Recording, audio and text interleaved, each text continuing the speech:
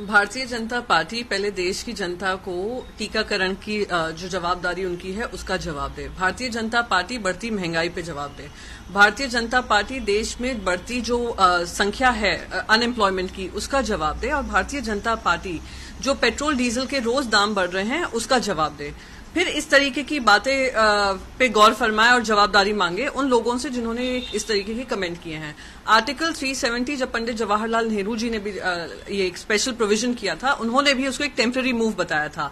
वो हट चुका है। जम्मू और कश्मीर की जनता आगे बढ़ चुकी है और उसको किस तरीके से और सम्मिलित करना है भारत में उसकी चर्चा होनी चाहिए और ना कि इन मुद्दों पे बार बार बहस करनी चाहिए भारतीय जनता पार्टी को। कल प्रशांत किशोर और शरद पवार की मीटिंग हुई, इसको लेके नवाब मलिक ने कहा है कि ये कोई ऐसा वो नहीं है कि प्रशांत किशोर को वो पूरा दे रहे हैं या कुछ ऐसे, लेकिन पवार साहब चाहते हैं कि पूरा सब अपोजिशन साथ में आए और 2024 के चुनाव के लिए अभी से तैयारी करें। इस तरह का उनका कहना है। मैं मानती हूं हर विपक्ष की जिम्मेदारी बनती है प्रजातंत्र में कि जहां सत्ता पक्ष इतना बहुमत से आया हुआ है तो विपक्ष भी एक मजबूत आवाज देश की जनता की बनकर निकले। और उसी में अगर देश की जनता के सामने एक दूसरा ऑप्शन सामने लाने की जिम्मेदारी होती है और सारे राज्य जो पार्टी हैं, रीजनल पार्टीज हो, नेशनल पार्टीज हो, अगर एकजुट होकर ये 2024 में चुनाव लड़ती हैं तो मैं उम्मीद करती हूं कि देश के सामने एक दूसरा विकल्प निकलेगा। प्रशांत किशोर जी की भूमिका बाकी सारे राज्यों में काफी सक्रिय रही है और खुद शरद पवार जी देश के जाने माने नेता हैं, तो उस पे बार बार इस पे अटकलें लगाए जाना मैं मानती हूं कि गलत है, पर साथ ही साथ एक दूसरा विकल्प निकलना देश के लिए बहुत जरूरी है।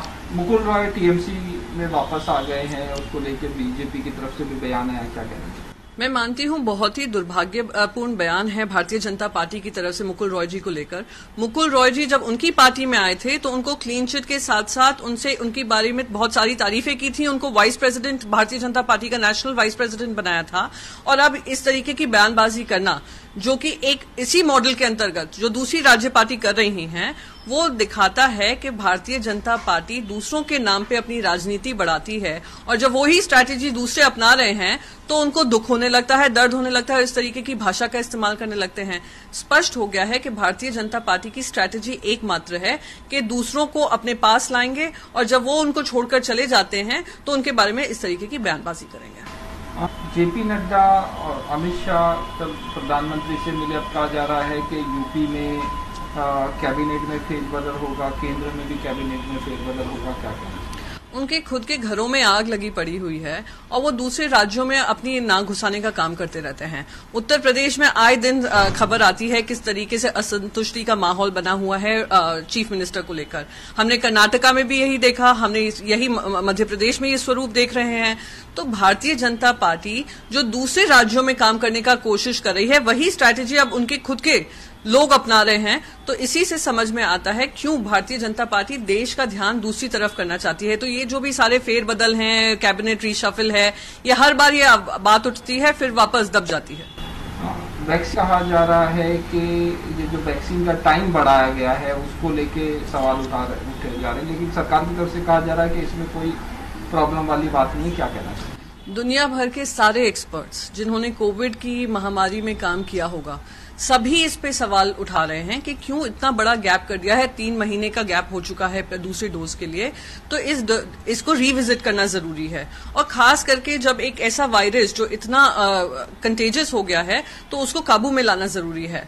पर यहाँ पे सारा जो एक्सपर्ट ग्रुप भी है, दुर्भाग्यपूर्ण बात यह है कि वो एक्सपर्ट ग्रुप भी सरकार जो उनसे करने को कहती है वो होता है साइंटिफिक बेसिस पे नहीं हो रहा है, साइंटिफिक टेम्परमेंट पे नहीं हो रहा है, वो उस आधार पे हो रहा है क्योंकि हमारी केंद्र सरकार वैक्सीन खरीदने में नाकामयाब रही, ना कोई स्टॉक पाइल नहीं कर सकी, दूसरे विदेशों में वाह लूटने के लिए अपने देश के हितों को दरकिनार कर दिया है। तो इसलिए ये आपको ये डिफरेंस दिख रहा है और ये जो भी हो रहा है, जो एक्सपर्ट कमेटी बोल रही है, वो केंद्र सरकार के बचाव में लगी पड़ी है।